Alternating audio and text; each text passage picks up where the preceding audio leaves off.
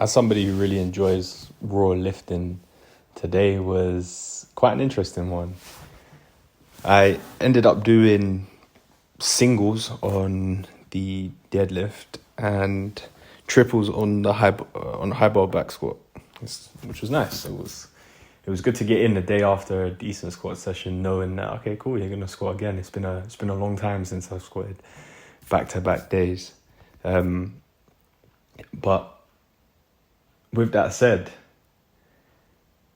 raw lifting, I kind of found myself really thinking about a question today. Like, if you can't lift it without equipment, can you really lift it?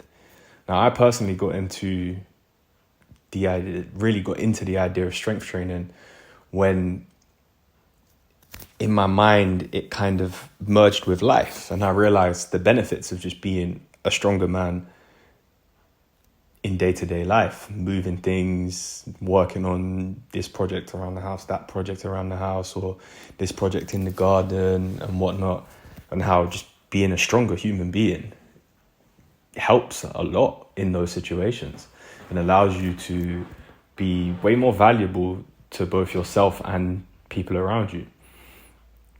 And so when those two ideas kind of married in my mind, that was when I really got into the idea of strength training. And for me personally, it made just off the rip, it just made sense to me that, okay, like, why would you ever use equipment in order to increase your numbers in the gym? Because like, you kind of defeat the point of becoming in my head anyway, you kind of defeat the point of becoming a stronger person for life. Granted, not everybody lifts for strength. I understand that. And not everybody lifts for the purpose of just improving day-to-day life. I understand that.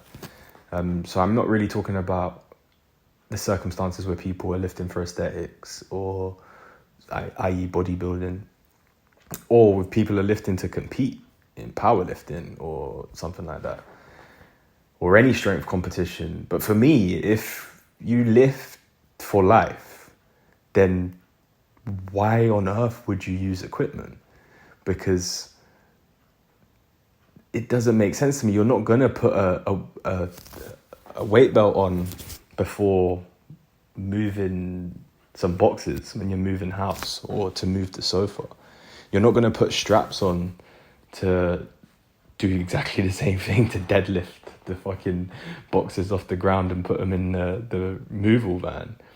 You're just not going to do it. So why would you do it in the gym, where you're practicing your body's ability and the skill to move weight? It's interesting to me. And the reason why I got thinking about it was because today I failed 150 kilo deadlift attempt. And I thought to myself, okay, let me try it with straps. I tried it with straps and I pulled it. Granted, it was tough. And I was able to complete a lift that I was otherwise unable to complete with no equipment. And I kind of laughed to myself, like, there's a part of me who feels, I'm glad I lifted the weight, of course. And you feel it in many other areas of your body than just your hand when you deadlift. So just being able to move the weight, even with that minimal help, is still very useful. It just made me chuckle, man. Like, can I even lift it? Like, can I really lift 150 kilos today? Could I really lift 150 kilos today in that moment when I attempted it? My harsh assessment of myself would say no. Like, you couldn't. You had to rely on some sort of equipment in order to get that bar up through the range of motion. Which leaves me a little bit dissatisfied, but at the same time, I ain't too mad. It's all fun and games at the end of the day, and I had a good session. The warm-up was a slow burner. I must have yawned like 5 times on the way to the gym today, and I literally live like a 8-9 minute drive from my gym here. So I was not in a great headspace, kind of stretched about for a bit, did some of that self-rehab stuff, and slowly got into it, slowly got warm as I did more active stuff. Because I was feeling so low energy, I didn't go straight into the active stretching because I didn't want to overdo it. Like I could see, like, my vital signs were telling me that you're low on energy today, whether that be due to food or whatever. So I eased myself into the workout today, or the warm up, should I say? Well, yeah, the whole thing. By just doing some basic static stretches, just to move in that environment.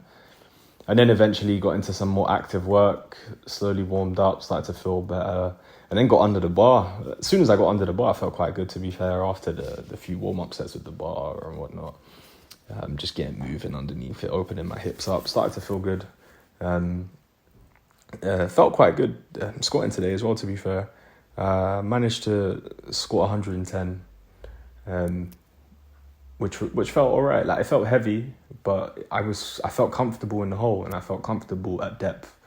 Getting out of the hole was quite tough, but again, after having not squatted for a while now, I can't really expect much more of myself, so I'm not mad about that. And the deadlifts felt good. I am falling in love with deadlifts again, I must admit. I have the ability to, I have this weird, it's a blessing and a curse, this weird ability to fall in love and out of love with things very, very quickly when it comes to training. But yeah, it was a good day today. It was a good day. Minimal discomfort. I woke up this morning with about, I would say, 5 out of 10. I'm actually going to start rating every morning my discomfort now, and after every session, so that I can essentially plot a graph along with the data I'm collecting from my workouts themselves, which would be good. But after the session, minimal discomfort, between 2 and a 3, 2.5 out of 10, which was good, which was nice. That's always the case though, which is what's so confusing about this. But I'll crack the code eventually. If you made it this far, thanks again. Peace.